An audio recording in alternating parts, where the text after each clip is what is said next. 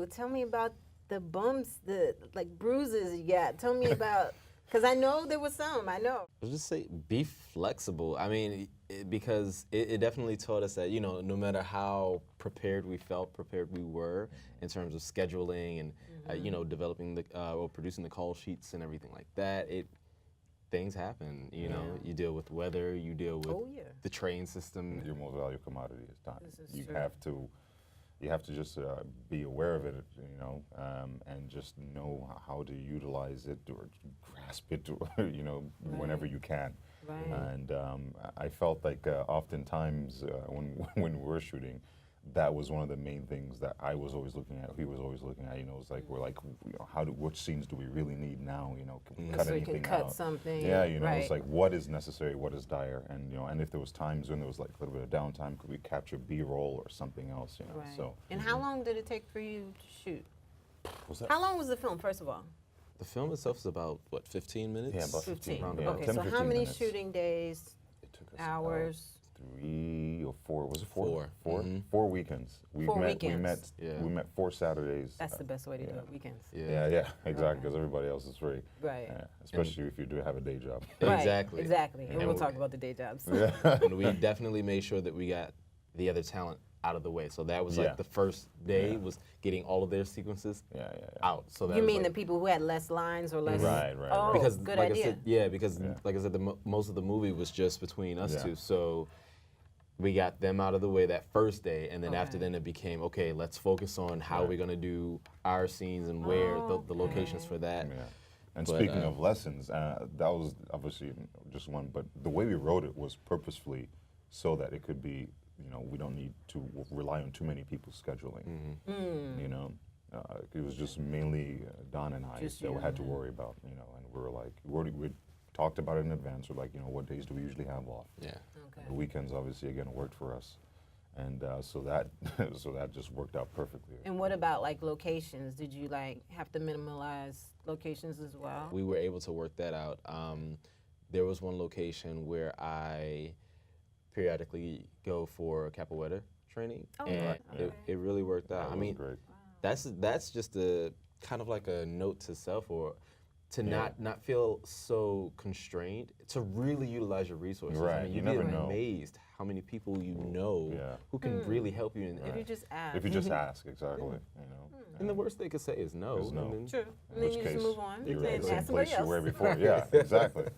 You know, and if anything, this is New York. There's so many places that you can go to. I mean, you know, we rented out maybe like one place, but it was how much? It barely cost us not that much. You know, I would say if anything in total, the grand total for this whole production was probably at least about $1,000 or less. Oh wow. Yeah, for those And you 4 just days. combined the two of And that your was already out, finances, and yeah, that was it, and you got it. Exactly. Yeah, we got it. Nice.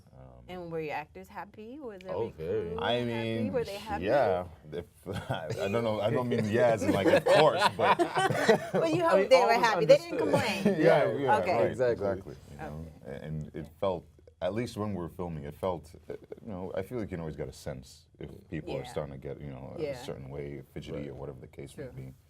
So we did our best to try to accommodate to anyone's needs. you know. Exactly. And one of the things that I favor most about this industry is craft services. So Yeah. I wanted to make sure yes. that was more than taken care of. Feed people. You must feed them Yeah. if you can't Yeah, pay. exactly. No to everybody. Yeah, you that's must true. feed people Yeah. if you can't pay. Yeah. And he took good care of that. Yeah. Good. I think they do. I don't think the town realizes it because they were like stuffing their faces at the time. So, Yeah. so they're like, well, what are we doing? Oh, yeah, it's time to shoot. You got to come there. Oh, yeah. I You know, so it's like, know, but you got to make people happy. I hear you. Absolutely. I hear Yeah, you. yeah. So, okay, so tell me about your individual journeys to this industry. I'll start with you. Okay. And then Well, I always tell people that acting for me happened by accident. And it's mainly because I was pursuing music as a solo recording artist and writer. And my dream had always been to, you know, produce my own music, but to really write for other artists. Growing up, I mean, I was one of those kids I was exposed to quite a bit of music, like a lot of different genres. So it became easy for me to like hear a song and like, okay, or hear a person's voice and like, I feel like they could sing this, and I would sit back and write as if personalize. I I was love like it. it was already set up. Like, okay, I'm gonna meet this person, and this is the song that I'm gonna present to them. But and then I came across there was like a talent scouting agency or something like that in Atlanta where I was living at the time, and I signed up, of course, because I wanted to get music representation. Right. And they had everybody read monologues, which at the time I could care less what a monologue was. I was like, I just want to sing.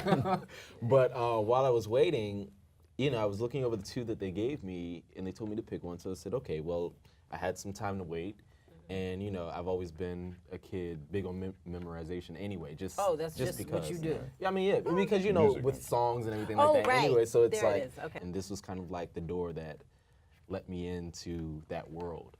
And so while I was waiting, I memorized the monologue and went up and recited it and did my song. I was like, okay. Later on, they asked me if I was interested in pursuing acting. I said no. Like, I just want to sing. Focus. I'm Call focused. me when you have something I for hear that. you. And they insisted that I do a monologue workshop, and the rest is history. Wow. Here I am. Interesting. And what about you?